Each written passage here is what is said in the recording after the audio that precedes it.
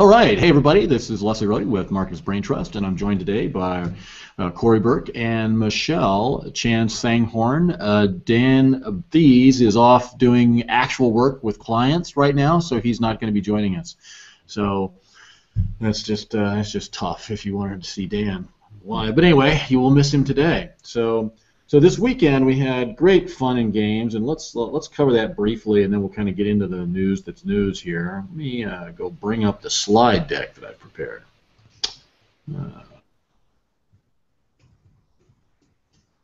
Here. How do I do that? And then that. And then, whoops, too many buttons, I'm telling you. Too many buttons. 3 buttons and you're in trouble, huh, Leslie?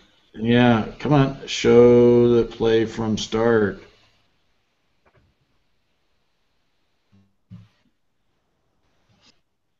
Show my screen, come on. Show my screen. Okay, that didn't work. Hang on a second. Here's Snow Leopard.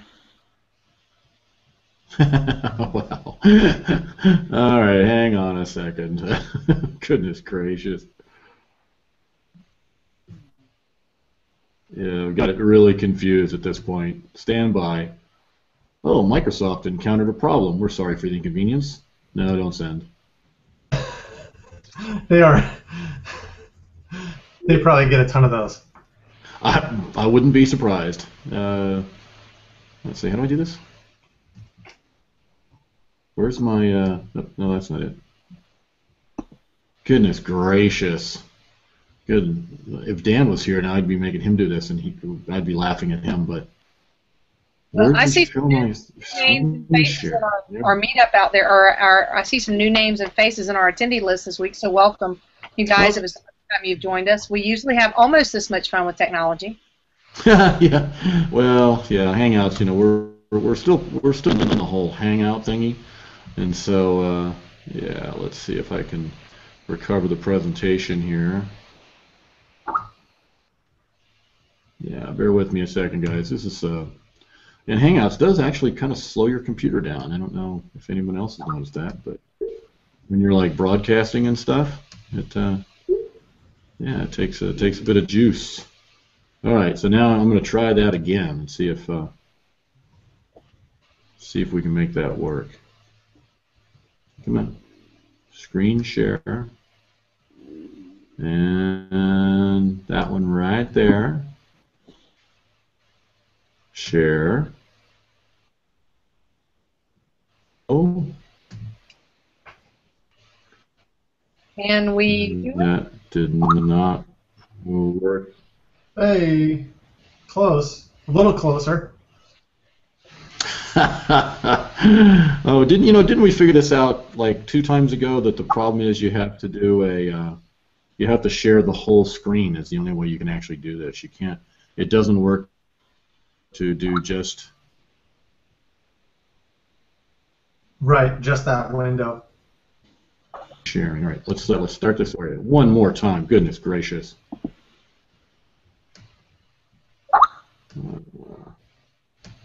Don't send. Thank you. Now I think I know what I did wrong. So an entire screen, which goes silly on us for just a moment. The slide deck. While we watch that amazing effect, okay. Yeah, there's got to be a better way to do this, right?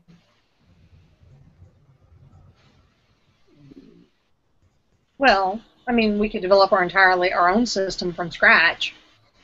You know what? We may be doing this without a slide deck today because I can't seem to get that to show. All I can get is the, well, ooh, wow, look, it's working, isn't it? Can you see my title slide? Yep. Braintrust. Oh my heavens! Wow, that only, and it's still the 21st. Good, I don't have to update the slide. Oh, good. Okay, so Braintrust Hangout. Now that was really worth a lot getting that slide showing, wasn't it? So let's talk about the non-event of the Penguin update. So the much heralded Penguin update that was supposed to happen like any day now, within 10 days, Bruce Clay said. And then sure enough, within 10 days, somebody actually did say that they were doing an update, which didn't actually happen really. I mean, it sort of did. So this was the first news I saw of it. Dan was actually watching across the weekend, told me about it, and yeah, wasn't much going on. It looked like there wasn't a whole lot of updating going on, but John Mueller in a Hangout, believe it or not, actually said, "Oh yeah, it's completely rolled out." Okay, well, yeah, not so much. And that was yesterday during the day, is when John said it was completely rolled out. Over the weekend, Danny Sullivan had posted, and unfortunately I could not find that blog a second time to go snapshot that. But Danny Sullivan had confirmed that he talked to somebody at Google, and they said that yes, it was a Penguin update.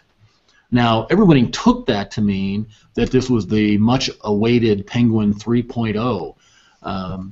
And so everybody was looking for some sign of that and really couldn't find much. Now, it came after the fact, and in fact, this is a little bit out of order. Let me skip ahead to the next one.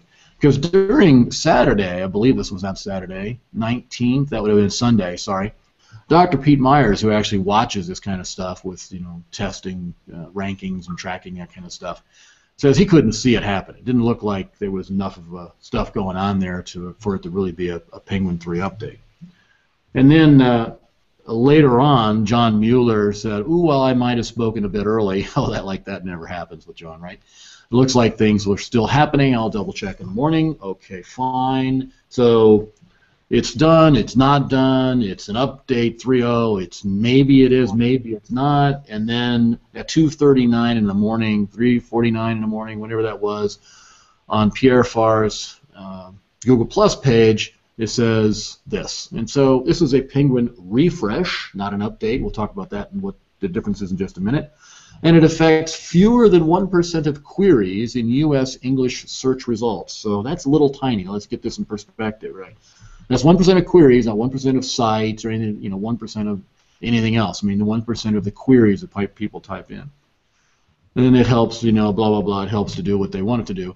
And it's a slow worldwide rollout, so you may notice it settling down over the next few weeks. So U.S. English only was affected over the weekend, fewer than 1% of queries, and it hasn't even hit the rest of the world. Okay, so not much of an update after all, was it? No, it wasn't. And in fact, if you really do the math here, so when is the update really going to happen? Well, the refresh is going to take weeks to roll out. By weeks, it'll be the end of the year. So really, folks, there's really nothing to see here. Just move along now. Whatever that was about, we haven't seen it. I mean, I haven't actually gone through all, couple hundred sites that we have access to, but just the ones I spot checked and the ones Dan looked at, or the ones that Dan looked over the weekend, we couldn't actually see that there was anything happening. So this is really not the update that we were talking about. At this point, I think we were right the first time that the update is not going to happen until after the first of the year, after they get over the holidays. Now, what is the difference between, let's go back to this, what's the difference between a refresh and an update?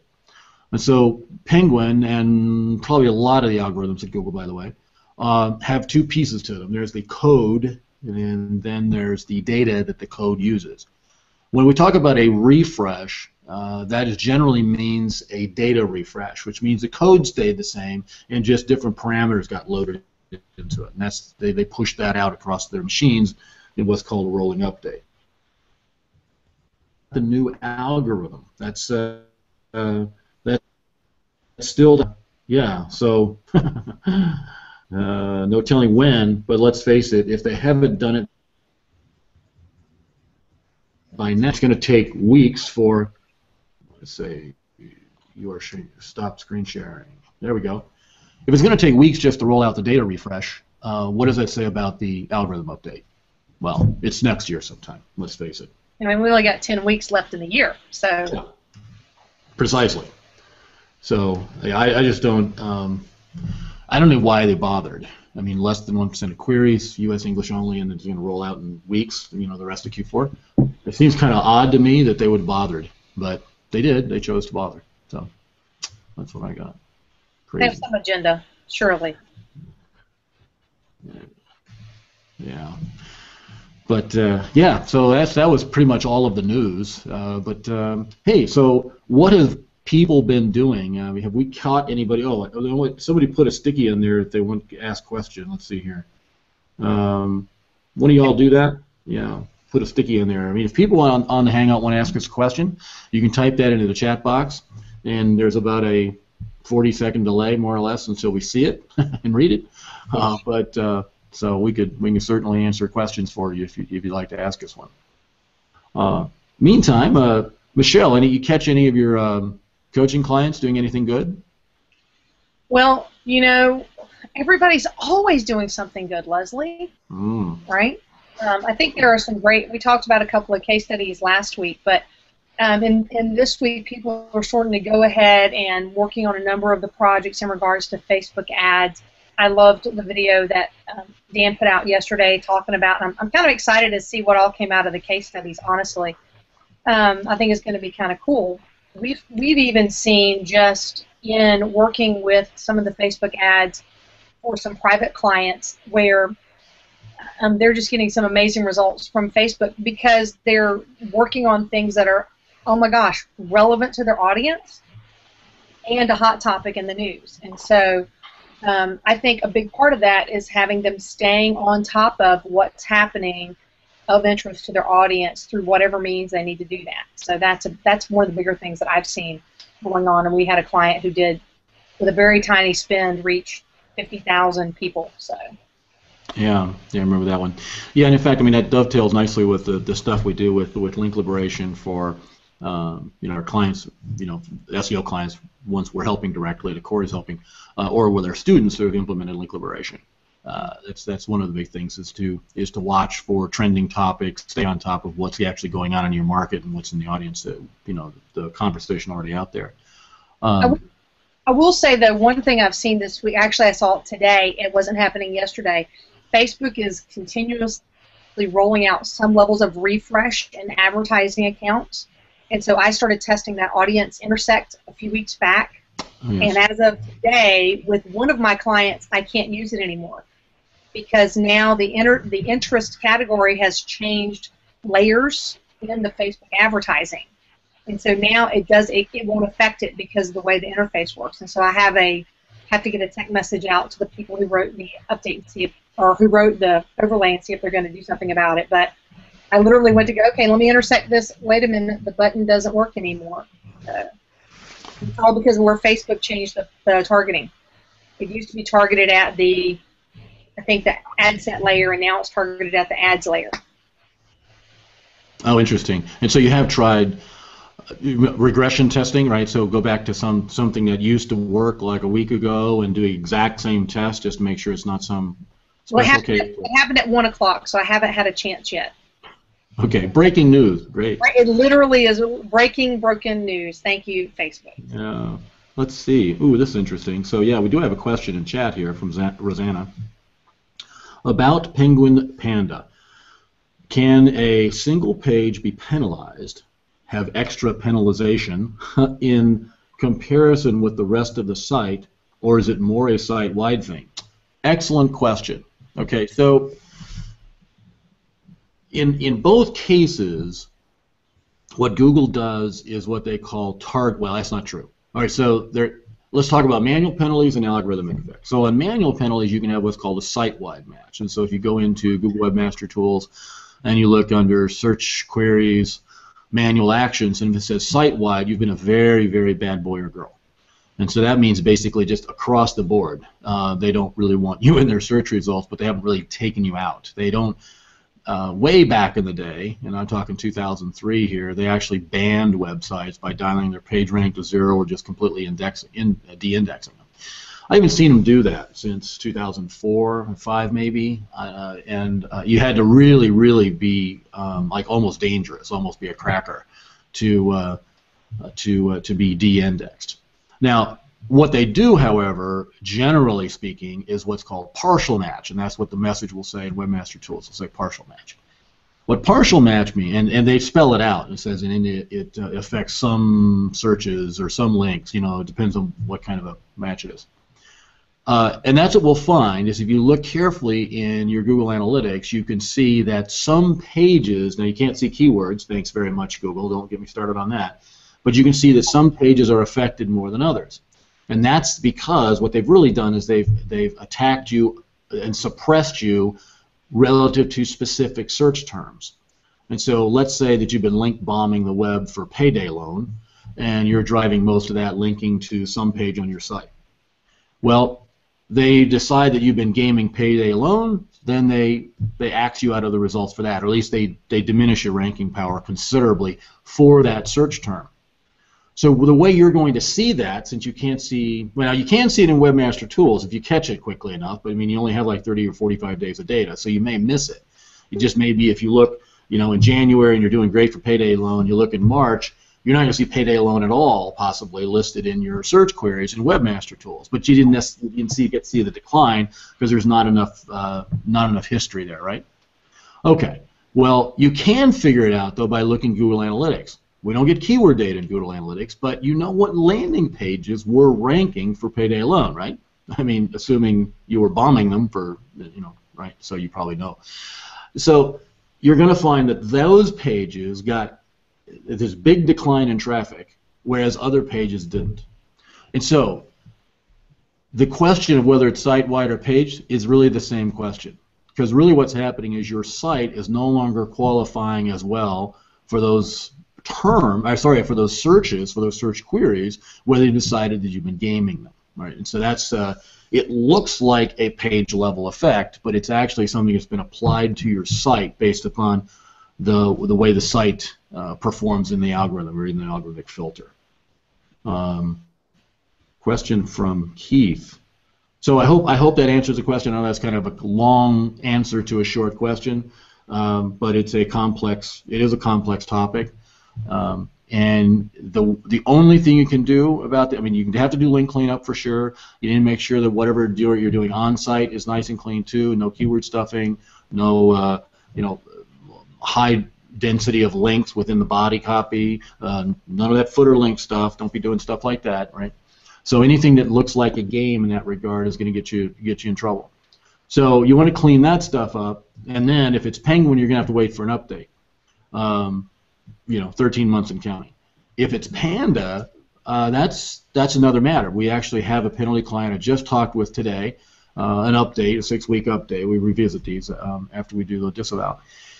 And it's clearly, in his case, it's clearly a Panda. We can see when he was initially hit, there was a 80% drop in traffic that was coordinated with a period of time that Panda was the only thing that they were working on. It was actually before Penguin 1.0. And then we did some work and we saw some change, again, synchronized with a Panda refresh. So if you see something like that, sooner you get it done, the better, because Panda does refresh periodically. Who knows how often. Penguin, you should get it done also, because if they actually roll it out in January, you want your disavow file in as soon as possible. So Leslie, as a matter of maintenance, should folks be logging into Webmaster Tools every 3 weeks or something like that and taking a big scan or exporting a report just to have for posterity or things like that? Again, that's kind of interesting you brought that up. We're having that conversation with penalty clients over the last few days, because I've been visiting with all of them, given what we believe is going to go on with Penguin and what they should do about Q4, right?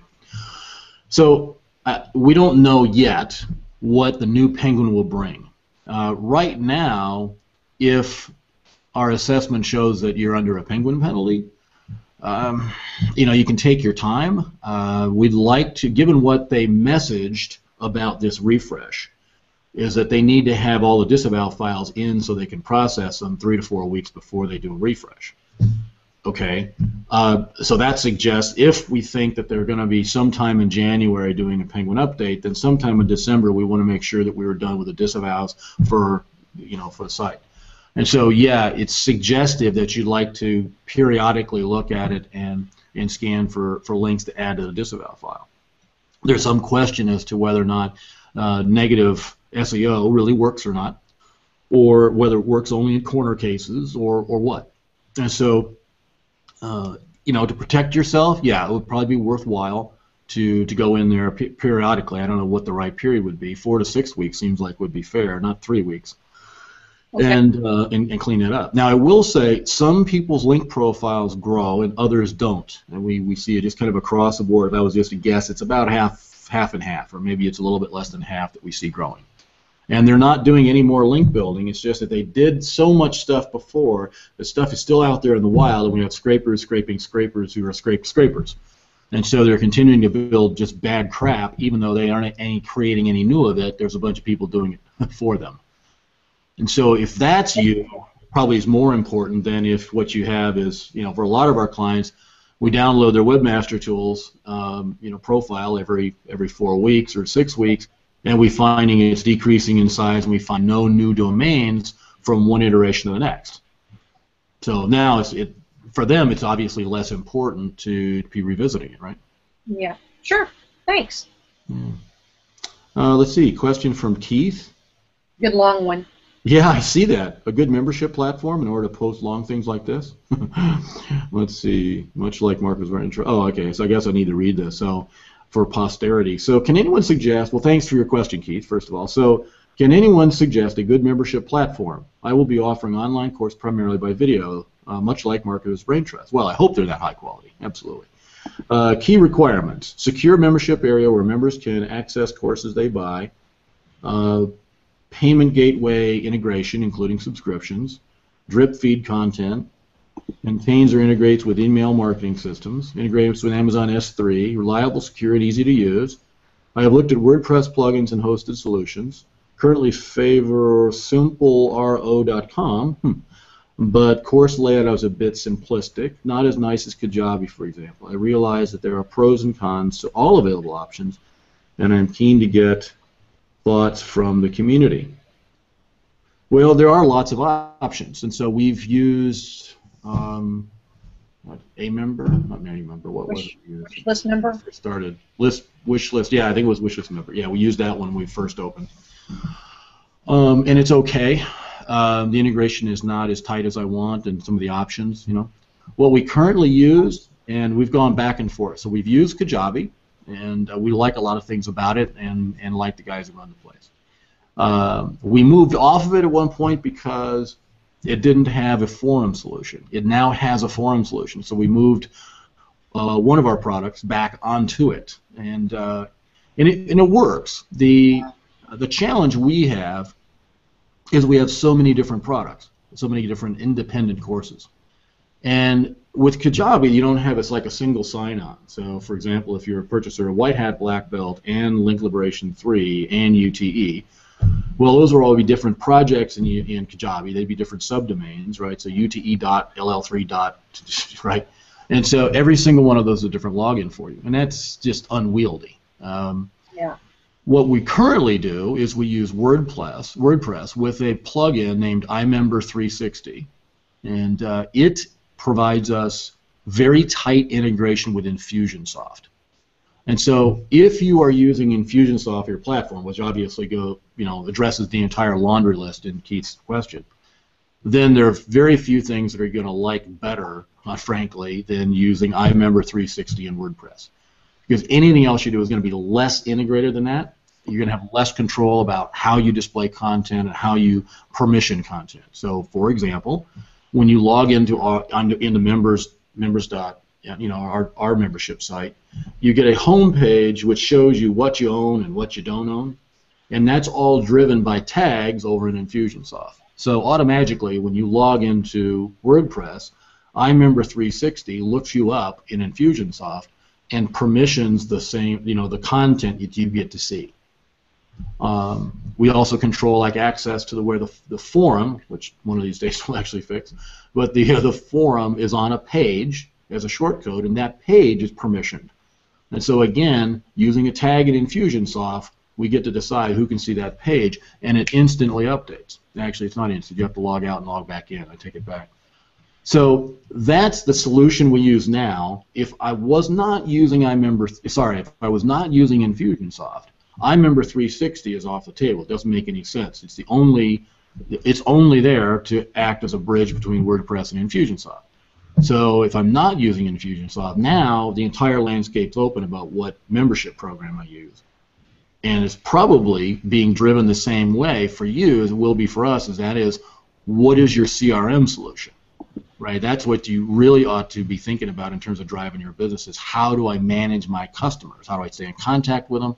How do I control their access and charge them and all that kind of stuff? That's more important than the membership site decision. Make the membership site decision after having made the CRM decision. That would be my recommendation. What do you guys, what else? I mean, Corey and Michelle, what have you used before? Wishlist member in conjunction with Optimized Press 2.0 is pretty good. As well as, I think, doesn't Digital Access Pass have something? They're a little less user-friendly, but that works. And that's all that I've used for personal membership stuff. Yeah, I wonder if there's anything that integrates with Office Autopilot in the same way that Infusionsoft has something. I haven't actually noticed anything, but I haven't looked around either. It's not one of those things that I'm interested in changing right now, so I haven't looked. So. Yeah. And I'm the same wishlist member, and because it was so simple, even when it first came out 4 years ago, so simple to integrate, so easy to use, and I didn't have a back-end CRM to worry about.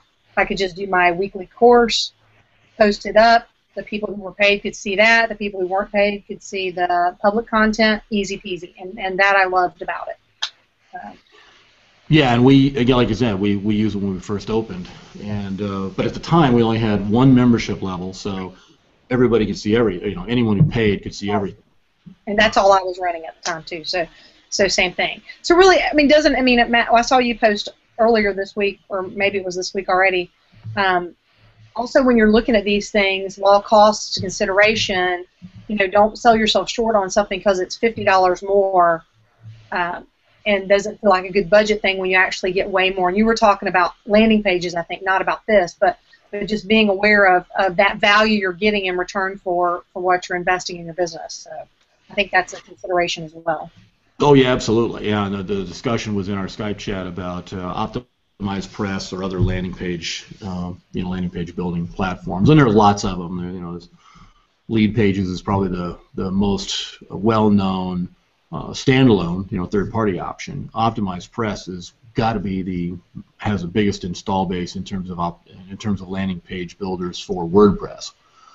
And we use Optimized Press. We use some other things as well.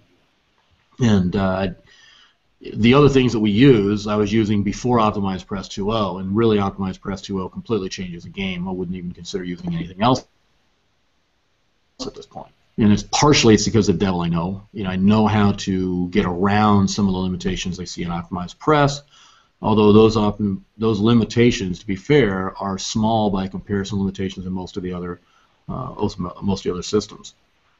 And yeah, it's the penny-wise, pound-foolish problem you have, where people will say, well, gosh, what's the best blogging platform? Well, who cares?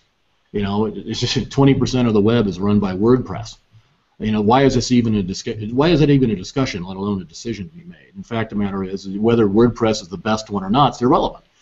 It's about which one can you get support for most easily. What one has the most extensions? What one has the most people, trained in being able to manipulate it? WordPress. We run this a lot with shopping cart systems too. It's like if you look at, and Dan put together somewhere, he found the pie chart that shows install base for shopping cart systems, and Magento just kills them all by a whole digit in the answer. And so, percentages. It's huge. I don't remember now what the numbers are. We'll have to find that pie chart. But so unless you have a compelling reason to go with something that doesn't have the widest support, you're really putting yourself in a bad situation long term in terms about the life cycle cost of the choice, because most of the life cycle cost of the platform is learning how to use it, getting other people trained in it, getting it configured, whatever. Those are the challenges. So yeah. Hey Leslie. Yeah. There's also, if somebody wanted to not have to deal with all the back end work, Udemy is a good platform they host it, They also help you market it. If you have your own list, you can bring your list into their platform, and it's UDEMY. Yep, that's it. Yep, UDEMY.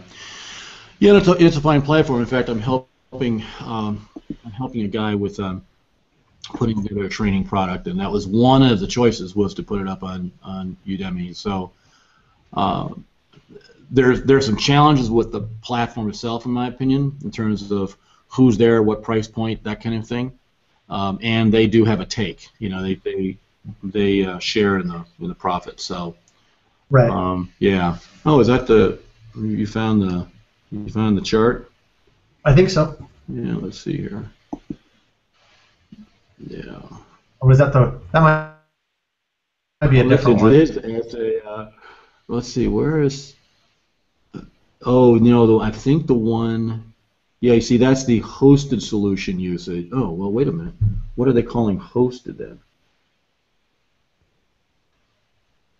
Yeah, I mean, this says that Volusion, Miva, and BigCommerce rule the day. So they're calling hosted. You see, that's the opposite of what I call hosted.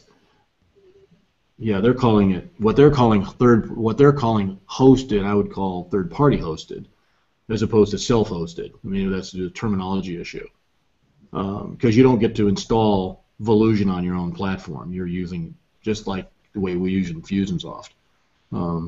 It's all on their platform. See, because Magento doesn't even appear on this list. Interesting. Okay. Yeah. So this is the opposite of the list I saw. I got that list. Yeah. I'll get it for you one sec. Yeah, Magento blows them out of the water. Okay. Oh, can't get the image. It's I'll take a screenshot of it. It's a little blurry though. But yeah, Magento beat out Zencart, and wow, I can't read the others. Most popular e-commerce. Although the chart you did supply is pretty interesting. I mean, it appears, I mean, just eyeballing this, I think it has numbers. So, like, BigCommerce is nipping at Volusion's heels here. I mean, Volusion's at 22.02, BigCommerce at 18.26, and then Miva Merchant at 14.17, and everybody else is a lot less. Shopify at 10.47. So that is kind of interesting. I didn't realize that BigCommerce had that much that big a market share. I know they were actively seeking to take Volusion's market share. That was known to us because one of our clients was getting moved. So Magento is. So yeah, I see what you're saying. Yeah, so it looks like it probably is. Well, the perspective makes it a little tough, but let's see here. 2, 5, 4, 3, yeah. So that's in order. I mean, it looks like they did it. Yeah, it's in order clockwise, right? So Magento, Zencart, Virtue Mart, and OS Commerce, and then everybody is smaller than that. Yeah, that's the one I remember. So good find. So good. Well, let's see what else is happening. So what's going on in the world of SEO clients, Corey? I mean, it's maybe a little bit. I'm catching a little off guard. Have you seen any wild successes on any of these or not? I mean, we've definitely seen a couple wins for being so early on. It takes time, just like the long tail in the wild video that you show, where you show the analytics, and the article starts out with very little traffic in the first handful of months, and after 3 or 4 months, it really started ramping up.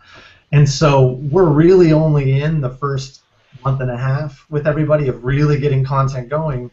And for most clients, we're seeing a lot of site growth because their site size is so small that we've increased their site size by 25% for some of them, 15% for others. And that overall is going to increase the authority in the site, which is really nice. We've seen some nice wins with posts getting picked up and shared on Facebook or shared on Twitter. And one post in particular was a bridge topic for the client, because they're a tier 2 structure where it's really hard to write about their product and have people be interested in it. So we have to write about things that their product relates to. And I think within the first 3 days, it already had 12 shares on Facebook. And when you look at their Facebook page's size, I want to say they only had maybe a handful. Let me see if I can pull them up here real quick. They only have 7 likes on their page. So it's not coming from their Facebook page, it's coming from the long tail traffic into that actual post. Because they just don't have the syndication space yet to have Facebook and Twitter really help them.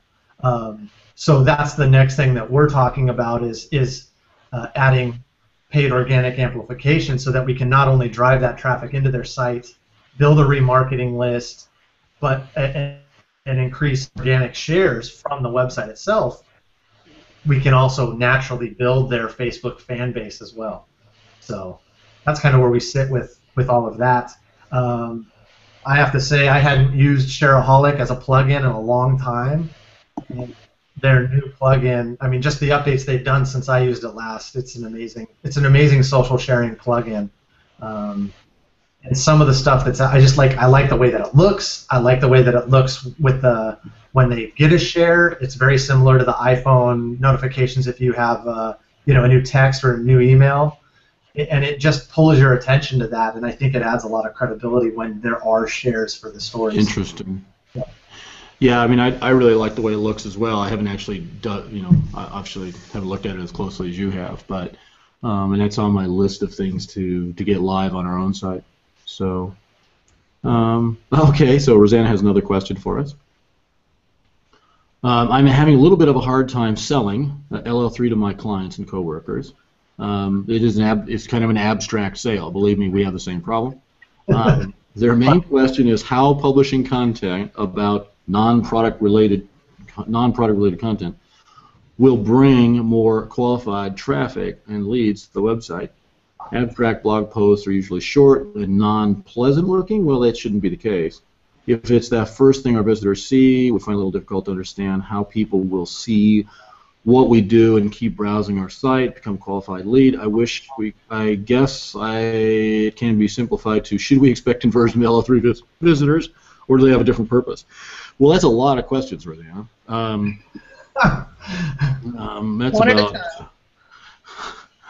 it's about 4 weeks of the LL3 course, maybe. So let's start at the top. Yes, and so selling LL3, the challenge there is people don't understand it. And so if you go Google content marketing, all right, you're going to find content marketing and inbound marketing. They're not synonymous with LL3 by any means, but LL3 is in that genre, okay? And so you'll find a lot of stuff about content marketing out there on the webosphere that maybe helps you use the right language or couch the discussion in the right way. So that's at least one help.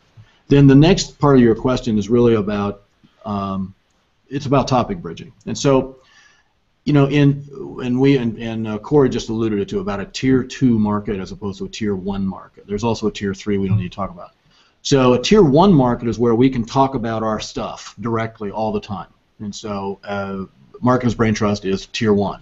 So we teach and help people make money, and so we can talk about making money, right? That's just small business talk all the time. Take someone like American Express, and relative to their market, they're doing tier 2 content. It's a tier 2 marketing program. And if you have a merchant account, you're going to get I think it's only monthly. I think they could step that up, by the way, but they're not a client. And so they publish a digest monthly via email to all their merchants. And it's news and information and tips and tricks and whatnot that are meaningful to small business owners. And I don't have one open and offhand, but it's about hiring and optimizing your business one sort and another, right? And so that is a topic bridge in the sense that they're known for a business service, a merchant account, right? Merchant services. And so they're writing material that's sensible to the people that they serve. So that's an example of a tier 2 marketing program using content. people will engage with that content. Now, of course, this is a special case. I mean, obviously, they're mailing only their customers, right? But imagine if they were doing that on a blog, and so I'm typing in, how do I grow my small business? And I land on American Express website, and there's a form there to get a merchant account. Oh, well, of course, I already know who American Express is, so special case, right? But imagine that they are doing some other business service, and they have that content like American Express is providing to small business people. That would also work to attract small business people to that brand and get them introduced to whatever service they're providing.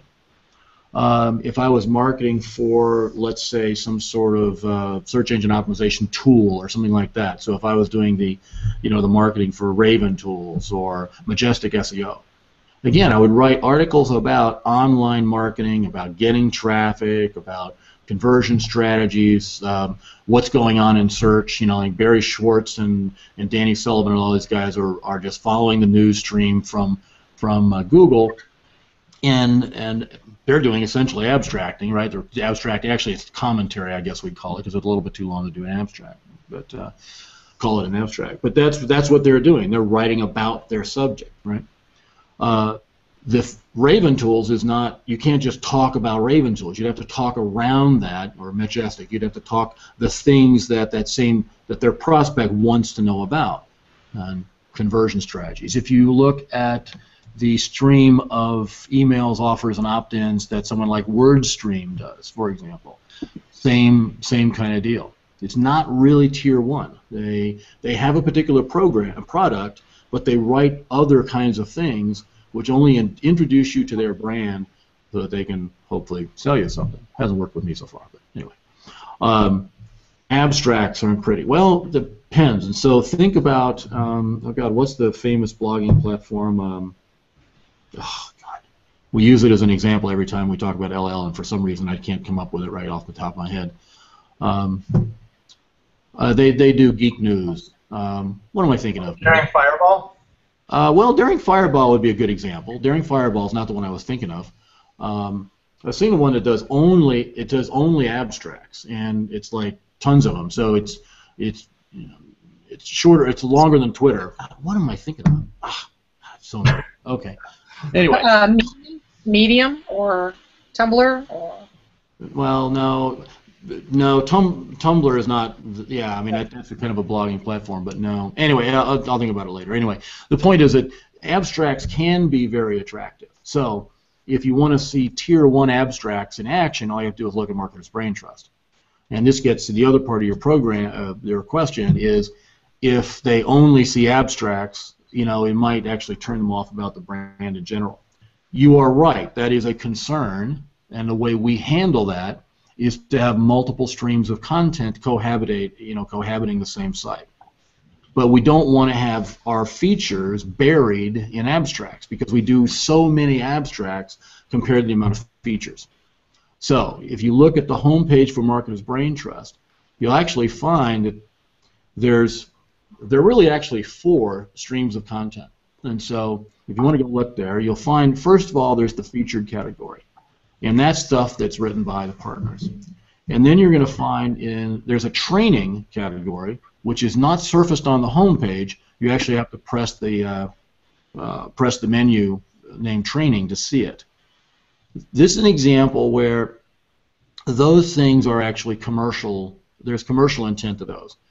Almost everything else, and without almost any exception at all, in the other streams of content, there's no commercial. There's no call to action associated with it. So those are first 2, features and training, and those are always written by the partners. The next we have quick reads, and you'll find it in the middle of the page, and you'll also find a menu entry for it. Quick reads are abstracted, and they're written by one of Corey's writers. Now, admittedly, ours is a tier 1 market, so we can talk really just about our stuff all the time, as opposed to tier 2, and we can talk about how you make those bridges. In fact, we can talk about some examples of industries we currently serve.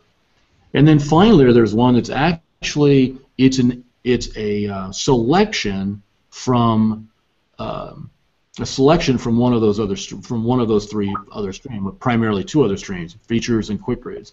And that's the instant classics section, which we don't change very often. but those are items that we wanted to highlight specifically on the homepage. And so if you look at the way we've divided up that theme, and we're using the Genesis news, the child theme news, the news child theme in Genesis, you'll see that on the homepage we have showing 3 streams of content. That's not the only way to do that. One of our clients, and Corey and I were just talking about this, we're putting a sidebar widget. So it's kind of like recent post, except it's all pulled from one category. The reason to do that is because, Corey, are we doing 3 abstracts? Are you guys doing 3 abstracts a day for us? Is that right? We're doing 2 abstracts and 1 commentary a day. Okay, so 3 items. So, what would happen if I posted something on a Monday on the homepage? It's gone. It's completely invisible from view from the homepage by Wednesday or something like that, right? Or certainly Thursday. And so we don't want that sort of interaction on the homepage. We want the features to stay visible longer, and so that's the reason we've got multiple streams there. Yes, you should expect conversions from Link Liberation 3 visitors, but it's not really the right question. And so it's about the complexity of the searcher lifecycle. So what happens is a person is poking around, and they have a particular presenting problem, and they don't know the name of the solution yet. Let's say, and so they're going to do research. Research is an interesting term. They search and then they research and then they research. They're going to go through lots and lots of searches, and they're probably going to hit your website multiple times before making a decision.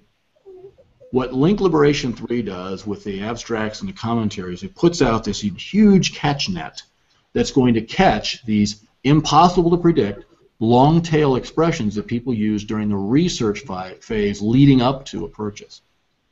And so what we're doing here is we're getting more probability of getting a hit on your site, which obviously if you do it right, increases the benefits of remarketing. The second thing that's happening is we're getting far more brand impressions from both the number of times you appear in search plus the effect of remarketing, right? So now, just like billboards on the highway, we keep hitting them with your logo, with your site design, over and over and over again. They just can't get away from you. During their research phase, they can't escape you, right? I mean, it's like you come up in the results all the time because you've got probably 40 times as much content as your competition, by the way, which is the other thing happens. So whenever there's anything within the space that reasonably relates to what you have, you show up in results. That has the benefit of pre-qualifying you, or in this case, I guess your client, pre-qualifying that company as the leader in the field, as the most knowledgeable, most authoritative, whatever, all those things. That's what brand means. The Nike billboard on the highway that has nothing but a woman running in the rain and the Nike swoosh at the bottom. That works because brand impressions influence buying behavior down the road. In fact, one of these days we should take apart the, what is this guy's name, Darren Brown? I don't know, Corey, if you've seen that. Oh, I know Darren. I've met him. Oh, have you really? Yeah, cool guy. So Darren faked needing a logo built for some company he was going to come up with, and so he sent a car to pick up the 2 graphic designers at their office and drove them to Darren's office, right? Not really an office. And what he'd arranged is just as the car was driving by, he had images on. He had people on sidewalk with a T-shirt. He had a signage and some windows, some other things like that. He had set up to subtly influence the decisions about what they did when creating a logo. And so the logo they created looked very much like logos that Darren had already created and was showing to them outside of their awareness on the drive between, through London. And again, this is, marketing works online and off because of brand, largely, it was one of the big influences, is brand impression. So what I want you to do is think about going way out into the wide part of the funnel before they get down into the narrow part where all they're interested in is price and shipping, right? Get way out here and form a positive brand awareness multiple times through content.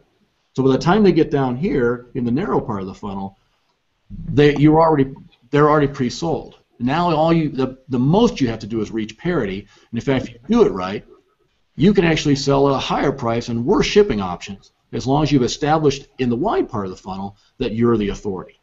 And so I know that's why this is a hard sell, is because it's abstract and it's real marketing instead of geeky SEO stuff. So there's another long answer. Corey, do you have anything to add to that? Yeah. One, Roseanne and I will be talking on Thursday. Oh, good. And two, this is actually, so Leslie and I were speaking about an old client of mine, and I was talking to them, and they're like, oh, we're restructuring our content creation process, and we're going to get rid of abstracting, and we're going to get rid of commentary, and we're just going to go for home run articles. And that meant they were going to be posting like once a week. And I laughed at that because if you think about the analogy with just using baseball, how many times does somebody step up to the plate and swing before they actually hit a home run? They practice on the side, they get to the plate, they get 3 pitches, they're at bat more than once per game, and the likelihood of hitting a home run is really minimal if all you do is get up there once a week. So you really need to, like, a lot of people are like, oh, the abstracts aren't good or commentary don't look good. And it's like, well, they're not some really glamorous, glorious blog post with videos and images and interactive design. But what they do, like Leslie said, that I think is the most important part, is they're a catch-all for those people that share that interest that your product revolves around. Rosanna happens to be a tier 2 business, so you can't really write about her product as much. But what you can do is get in their head over and over again with valuable information. And if you have this is the one thing that I'm also noticing a lot of our clients, because we're so in the infant stage, I'm talking to them about this now, they're not using their blog as an actual advertising platform for their product. I had one client that I spoke with, he said, oh, I just thought people would click the home page and get into my site that way. And it's like, well, no, you might as well drop an ad on the side that talks about your product to bring them into your site. And then let's measure referrals. Let's measure the conversion from there. People aren't just going to read an article and then automatically know that they should buy a product from you. The nice thing is they find the article and you're being incredibly stealth about it. You're not talking about yourself. You're not talking about your service. You're not talking about your product. You're talking about the person's interest. Oh, and there just happens to be an ad on the sidebar of your website in the right-hand column that offers 10% off or free shipping or whatever. So you're actually getting traffic in a way that people's guard is down because they're doing search for information, just like Frank does with his news promos.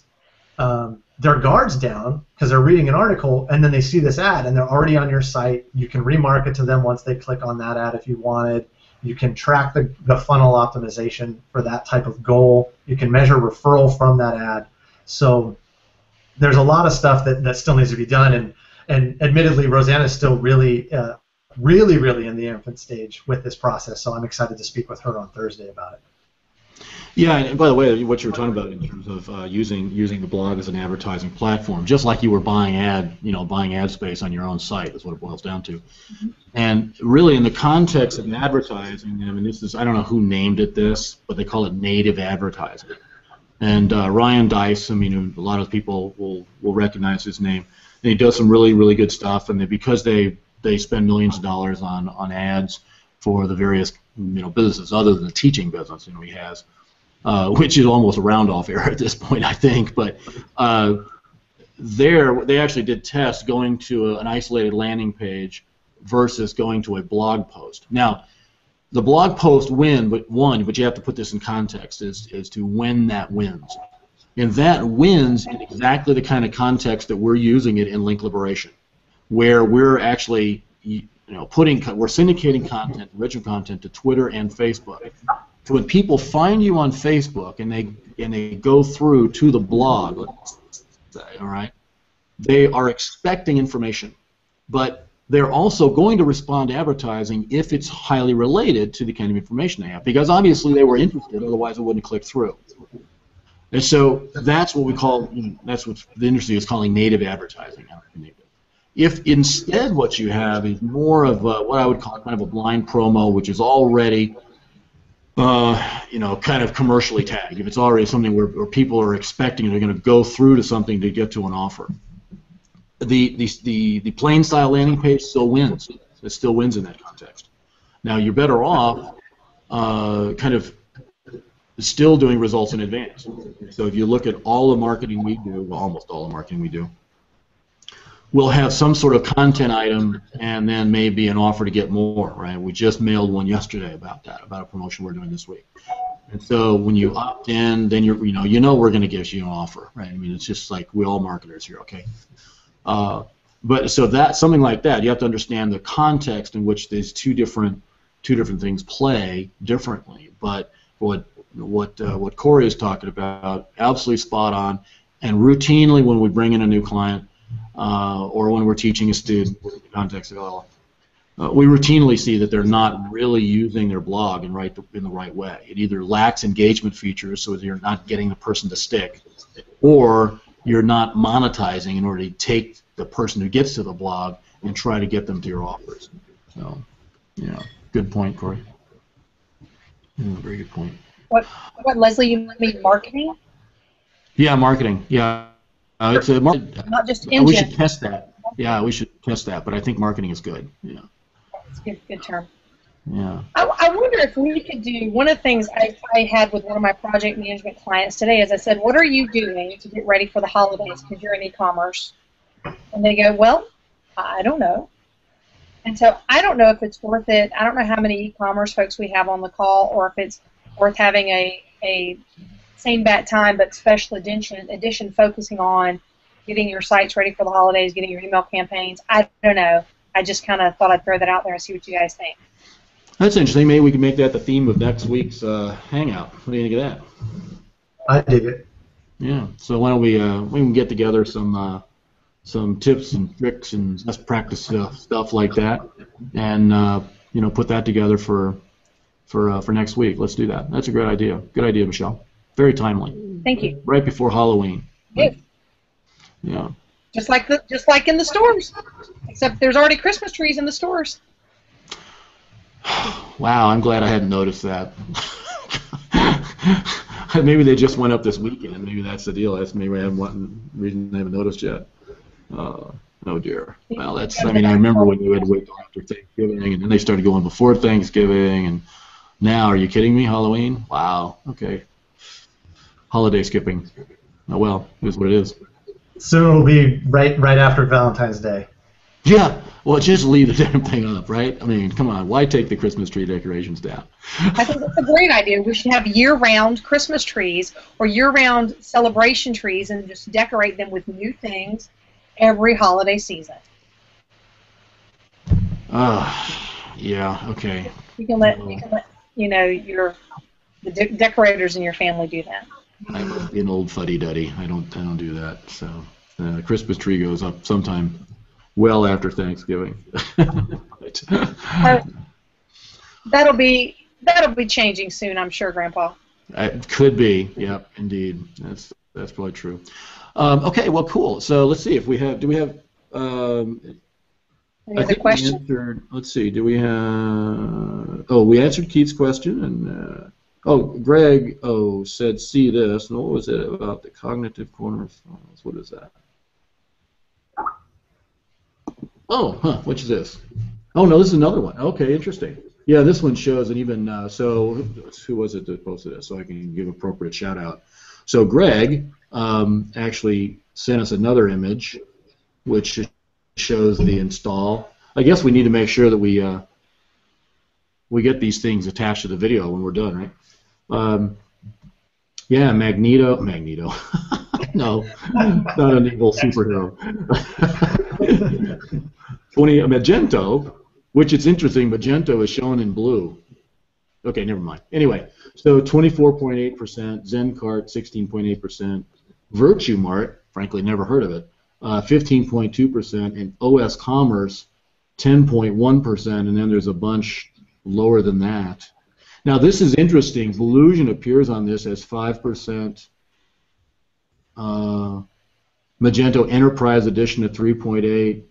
OpenCart, UberCart, Magento. See, a couple of those. Interspire, I think Interspire Shop is a third-party hosted one, right? So this may actually be a combined diagram here, with showing both self-hosted and third-party. I don't know. Greg didn't tell us the. I'd love to see the site and the actual source of the data. Yeah, well, it's in the. You can kind of back it out of the URL, I think, at the cognitive corner files WordPress.com. So we can probably figure it out. But yeah, that'd be interesting to see what the source of the data is. Okay, well, it looks like we've answered everybody's questions. So you guys have anything to add before we sign off for this week? Anyone? Bueller? Brian? Bueller? Okay. Burke? No, I'm all good at the moment. Not a chance of Burke. Okay. Just not a chance. Just keep doing stuff. Like I think I always want to encourage people is keep thinking, but do some stuff while you're thinking about the stuff you're going to do. Don't just think about the things you're going to do, because it's amazing how much more you can get done when you actually do something. Wow, that's deep.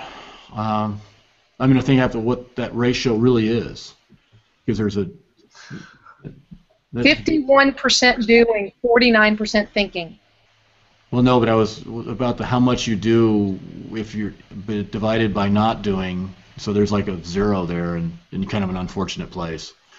So it's hard to do the math, is all I'm saying. It's not to infinity and beyond, that's for sure. Well, it's not. Okay. All right, very good, team. Then so we'll see everybody back here. Thanks for everybody who came on live and is playing along with our inability to use Hangouts. And so yes, we'll put together the theme for next week. Will be e-commerce. We'll have to come up with a catchy title, something catchier than Dan's Hour of Power. Let's see. We'll get it. Yeah, things you can do right now to get ready for Q4. It's already Q4. Are you ready yet? There we go. Oh, that's catchy. So, all right. See everybody next time. Bye-bye now.